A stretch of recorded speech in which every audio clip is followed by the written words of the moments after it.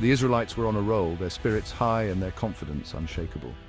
Led by Joshua, they had crossed the Jordan River and conquered Jericho, a feat that seemed impossible to many. The land of Canaan, with its fertile fields and ancient settlements, was theirs for the taking. Word of the Israelites' might spread like wildfire, reaching every corner of the land. It wasn't long before the news reached the inhabitants of Gibeon. The Gibeonites were different from the other tribes. They weren't warriors like the other Canaanite tribes who were ready to fight to the death. Instead, they were known more for their cunning and wisdom than their physical strength. Fear gripped their hearts as they heard tales of the Israelites' God and their numerous victories. They knew they had to act fast to survive the impending threat. This wasn't just about losing a battle, it was about the very existence of their people and their way of life. The Israelites were powerful, guided by a God who had shown his might time and again, leaving destruction in their wake. The Gibeonites realized that conventional warfare was not an option for them. They had to find another way, a way that played to their strengths of strategy and intellect. A daring plan began to form in their minds, a plan that hinged on trickery and deception, something they excelled at. This was their only hope for survival, their last chance to avoid annihilation. The Gibeonites were known for their resourcefulness, and they needed every bit of it now. They devised a plan to deceive the Israelites into believing they were travelers from a distant land far beyond the borders of Canaan. Every detail had to be perfect to convince the Israelites. They donned old, worn-out clothes and sandals, making themselves appear as if they had journeyed for weeks. They gathered moldy bread, cracked wineskins, and patched-up sacks, all props in their elaborate play. They were going to appeal to the Israelites' sense of compassion and their law of hospitality. The plan was risky, relying on the hope that the Israelites would be swayed by appearances and oaths. But they were desperate. The survival of their city, their families, their entire way of life depended on the success of their desperate gamble. We have come from a far country because we have heard of the Lord your God and his mighty deeds. The Gibeonite delegation, disguised as weary travelers, approached Joshua and the leaders of Israel with a carefully crafted plan. They claimed to have come from a distant land, drawn by the fame of the Israelite God and their victories over powerful enemies. They spoke of the God of Israel with reverence, further cementing their deception and gaining the trust of the Israelites. We have come from a far country because we have heard of the Lord your God and his great works. They presented their moldy bread, claiming it was fresh when they started their journey, and cracked wineskins as evidence of their long and arduous journey, further convincing the Israelites. Joshua and the Israelites, moved by their apparent sincerity and impressed by their apparent reverence for the God of Israel, made a fatal mistake. They didn't consult with God, failing to seek his wisdom and guidance in this crucial decision. They allowed themselves to be swayed by what they saw and heard, rather than seeking divine guidance, which led to their downfall. They agreed to a treaty with the Gibeonites, swearing an oath before the Lord to spare them, not realizing the full implications of their hasty decision. The ink on the treaty was barely dry when the truth unraveled. The Israelites discovered that their new allies were not travelers from a faraway land, but inhabitants of nearby Gibeon, a Canaanite city. The evidence was irrefutable, the deception undeniable. Anger and betrayal coursed through the Israelite camp. We have been tricked. Our trust has been violated. They felt tricked, their trust violated. They had sworn an oath before God, a covenant they could not break, even though it was made under false pretenses. Their sense of justice and their covenant with God were now in direct conflict. Section 5, a promise kept, a fate sealed, the Gibeonites' sentence. Despite the deception, the Israelites were bound by the solemn oath they had sworn before God.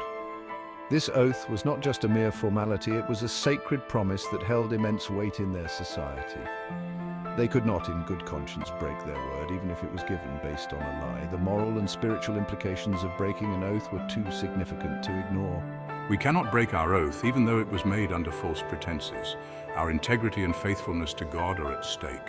Our word before God must stand. It is a testament to our faith and our commitment to uphold our promises. True, but we cannot let them go unpunished for their cunning deceit. Justice must be served. and they must face the consequences of their actions. The Gibeonites were spared from death but were condemned to a life of servitude. This decision balanced mercy with justice. They would become hewers of wood and drawers of water for the congregation and for the altar of the Lord. Their labor would serve the community and the sacred rituals. This was their punishment, a constant reminder of their deception and the consequences of their actions. Their daily toil would be a living testament to the price of dishonesty. We accept our fate.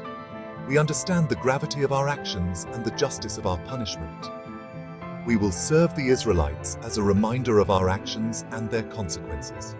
Our servitude will be a symbol of our repentance and the enduring nature of the Israelites' promise. This act of servitude was not merely a form of punishment. It was also a means of integrating the Gibeonites into the community in a way that acknowledged their past, while giving them a role in the present. It also served as a visible reminder to the Israelites of their own commitment to keeping their word, even when it came at a cost. The Gibeonites' servitude was a daily lesson in the importance of integrity and the sacredness of vows. Section 6. Lessons in Leadership, Joshua's Trust and its Consequences. Joshua's decision to trust the Gibeonites without seeking God's guidance offers a powerful lesson in leadership. It serves as a potent reminder that even the most devout and well-intentioned leaders can make mistakes, especially when they rely on their own judgment rather than seeking divine wisdom.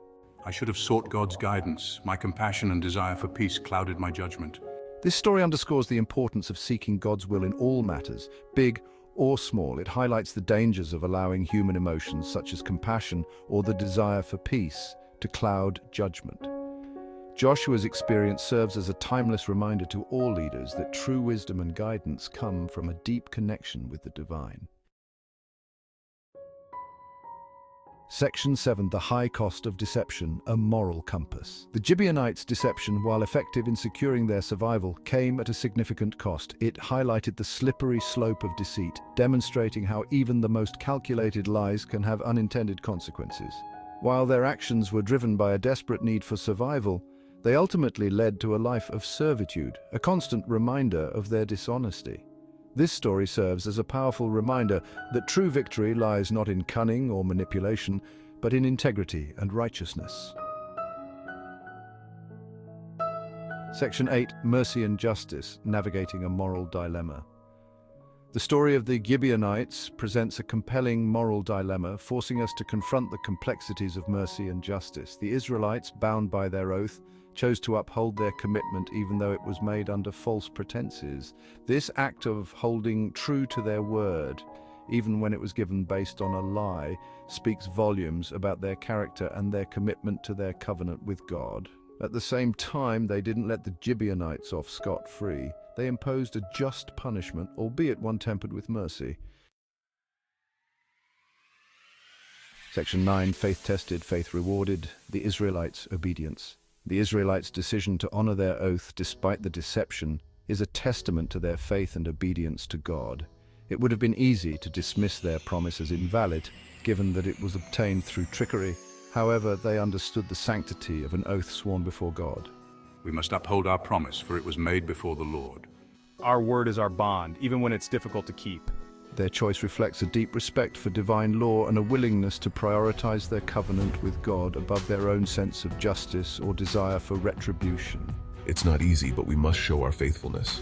Their obedience, even in the face of deception, serves as an inspiration for people of faith, reminding us that true faithfulness lies in honoring God in all circumstances. Section 10. The Gibeonites' Legacy, a testament to survival. The story of the Gibeonites, though rooted in deception, also highlights the length to which people will go to survive. Their cunning plan, while ethically questionable, speaks to their resourcefulness and their unwavering will to live. They chose survival over confrontation, outsmarting their adversaries instead of engaging in a losing battle. Their story serves as a reminder that even in the face of overwhelming odds, hope and ingenuity can pave the path to survival. Their legacy is a testament to the power of adaptability and the enduring human spirit in the face of adversity. Section 11. Timeless Lessons for Modern Minds' Relevance Today. The story of the Gibeonites, though an ancient tale, holds profound relevance for modern audiences. It offers timeless lessons about leadership, the importance of seeking divine guidance, the nature of deception and its consequences, the complexities of mercy and justice, and the power of faith and obedience. It challenges us to examine our own moral compasses, asking us how we navigate situations where our values are tested. It reminds us that true victory lies not in shortcuts or manipulation, but in integrity, compassion, and an unwavering commitment to truth and righteousness.